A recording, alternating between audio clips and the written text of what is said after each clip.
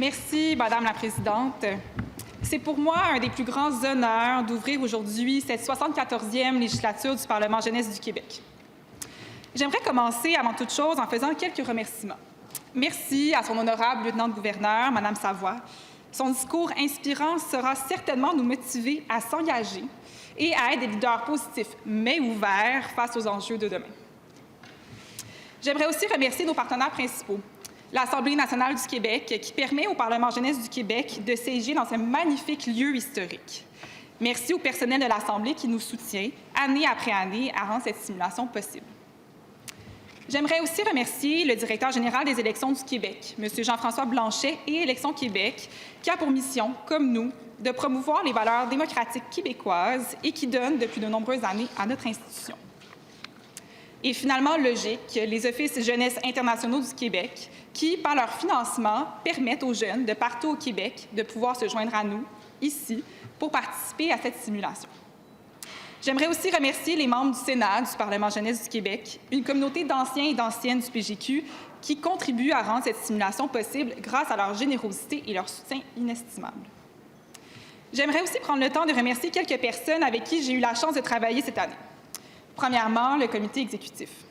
Atou, Sage, William, Claire, que j'ai eu la chance finalement de côtoyer tout au long de l'année. Je les remercie du fond du cœur pour leur temps, leur dévouement, leur énergie. C'est grâce à eux qu'on peut enfin être ici et qu'on est prêt pour une 74e législature. C'est jour zéro aujourd'hui, on y est.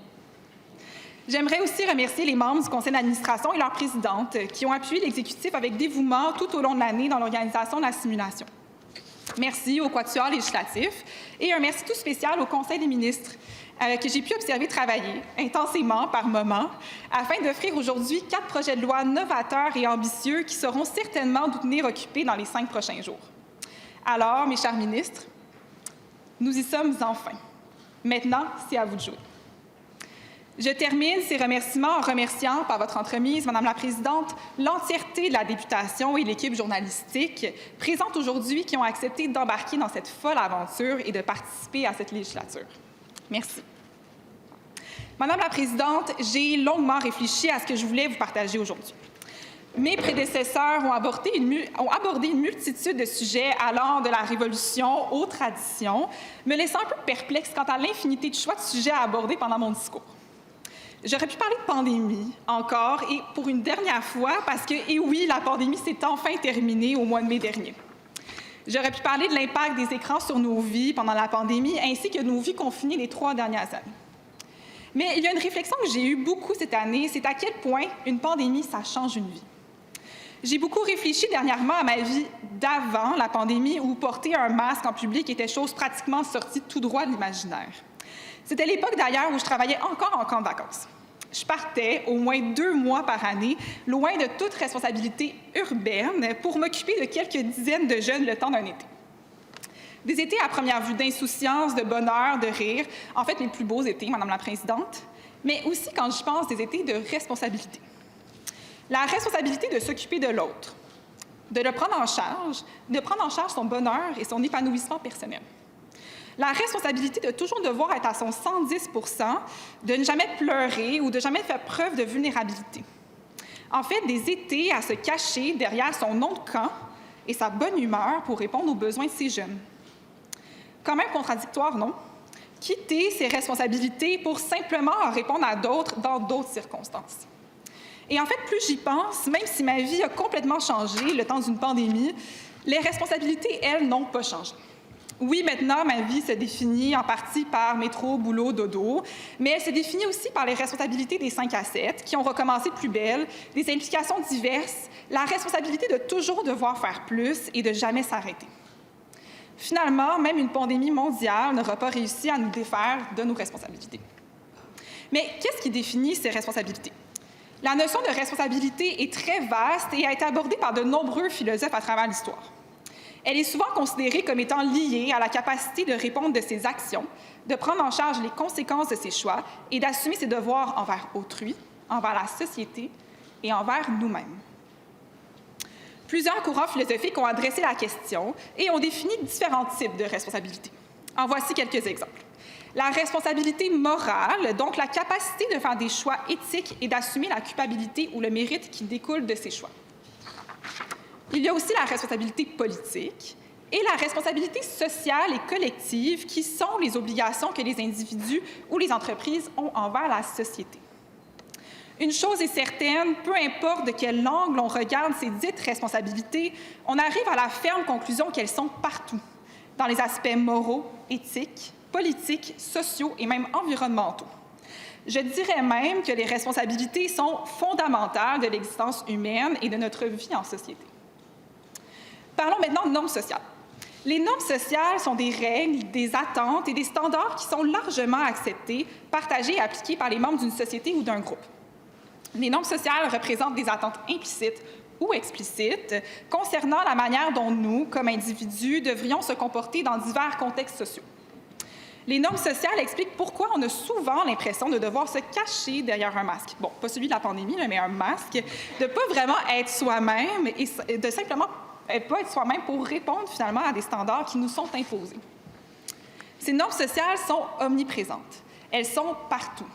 Cette pression sociale, les normes sociales, sont présentes à la fois au travail, mais aussi finalement dans nos 5 à 7, dans nos parties de famille et avec certains de nos amis. Revenons maintenant à nos responsabilités. Selon moi, les responsabilités et les normes sociales sont intimement liées dans la façon dont nous nous comportons et agissons au sein de la société. Les normes sociales sont des attentes dictées par notre culture, notre communauté ou notre environnement social. Elles façonnent nos comportements, nos choix et nos interactions. Je ne pense pas que j'ai besoin d'aller plus loin pour qu'on comprenne que chaque membre de la députation, y compris vous et moi, Madame la Présidente, sont définis par ces dites normes sociales. Par exemple, les normes sociales nous dictent de bien se comporter à table, de ne pas manger la bouche ouverte ou de ne pas mettre ses coudes sur la table, d'avoir un beau sourire lorsqu'on croise quelqu'un qu'on connaît dans la rue, d'être heureux, charismatique presque à toute heure de la journée, d'être en tenue de ville pour un 5 à 7 de notre bureau, puis je pourrais continuer à n'en plus finir, Madame la Présidente. Finalement, quand on y pense, la grande majorité de nos actions sont en partie définies par ces normes sociales et elles dépendent de notre cercle social. Comme j'ai dit précédemment, les responsabilités, quant à elles, sont des devoirs, des obligations et des engagements que nous avons envers autrui, envers la société et envers nous-mêmes. Et certainement, on peut comprendre qu'elles peuvent découler des attentes sociales et des normes sociales. Le lien entre les deux réside dans le fait que les normes sociales souvent dictent une partie de nos responsabilités. Par exemple, dans un contexte professionnel, il est généralement attendu de fournir un travail de qualité et de respecter ses collègues. Nous sommes donc responsables de respecter ces normes sociales qui sont souvent non dites d'ailleurs. Et c'est comme ça partout, dans nos vies personnelles et même familiales. Bon, je pense qu'il serait trop facile de simplement affirmer que nous sommes le construit social des attentes de nos familles, nos amis et de nos emplois et que nous sommes juste responsables face à ces attentes. J'ai la certitude, Madame la Présidente, que nous sommes plus, que nos responsabilités sont aussi définies par nos propres valeurs et nos principes moraux. Madame la Présidente, est-ce que ça vous est déjà arrivé de vous sentir mal ou de vous sentir coupable? Est-ce que ça vous est déjà arrivé qu'on vous demande d'accomplir quelque chose, de répondre à une demande, de faire une tâche, de l'accomplir, avec brio d'ailleurs, mais tout de même vous sentir mal? D'avoir l'impression que même si on répond aux responsabilités, demandées en respectant les normes sociales, bien sûr, de ne pas nécessairement se sentir bien avec soi-même. Eh bien ça, Madame la Présidente, c'est nos responsabilités personnelles. J'aimerais citer Hannah Arendt, une philosophe qu'on ne cite jamais ici au PJQ. Au centre des considérations morales qui concernent la conduite humaine se tient le soi. Au centre des considérations politiques se tient le monde. Et c'est en affirmant que les responsabilités personnelles ont une place dans la définition de qui on est et que les normes sociales et responsabilités peuvent entrer en conflit d'intérêts avec nos propres valeurs, il peut y avoir une pression sociale pour agir d'une certaine manière, même si cela va à l'encontre de ce que nous percevons comme nos devoirs personnels.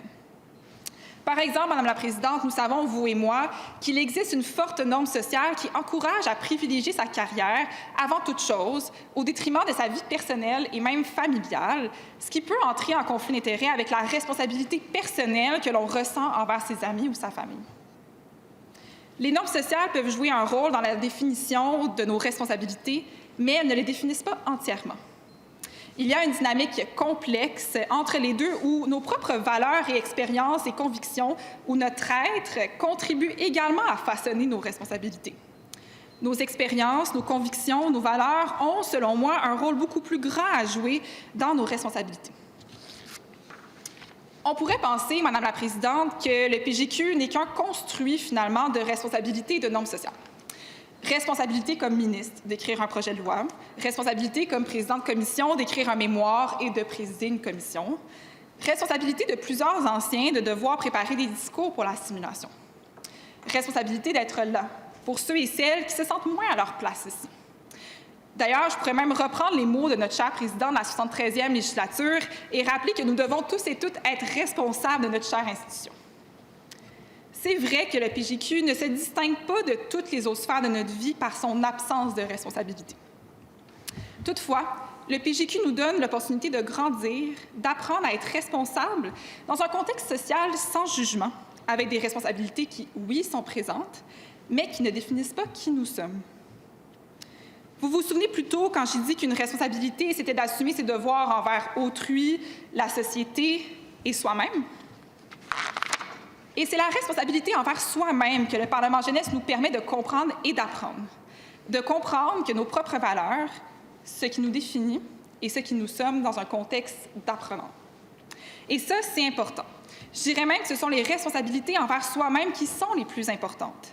C'est facile de penser que parce qu'elles sont que pour soi, qu'elles n'auront aucun impact sur les autres et qu'on peut simplement les balayer en dessous du tapis sans que personne ne s'en rende compte. Mais c'est faux. Comprendre l'impact de nos valeurs, de nos comportements, de nos décisions sur les autres, c'est d'être responsable. Et c'est probablement un des apprentissages les plus beaux que j'aurais appris au PJQ. Le PJQ nous donne l'opportunité de se mettre dans une position d'apprenant et de montrer sa vulnérabilité pour évoluer, grandir, sans se laisser définir et influencer par les dites normes sociales. Ça ne veut pas dire ici, Madame la Présidente, qu'il n'y a aucune responsabilité au sein de cette institution. Les responsabilités, elles sont là et elles existent, comme j'ai dit précédemment.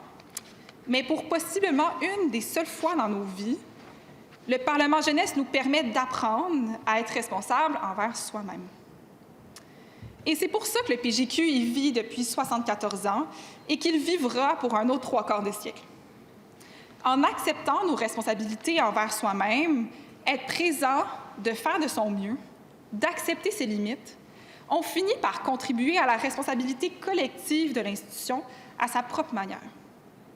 En acceptant qui on est, qu'est-ce qui nous définit, on devient une meilleure version de soi-même. Une version de soi qui peut contribuer activement et positivement au PJQ. J'aimerais donc inviter la députation, par votre truchement, Madame la Présidente, à se sentir légitime de vivre sa propre vulnérabilité, ses propres émotions, de s'ouvrir à l'autre, mais surtout de s'ouvrir à soi-même. Soyons responsables, Madame la Présidente, mais surtout, soyons responsables envers soi-même. Merci, Madame la Présidente.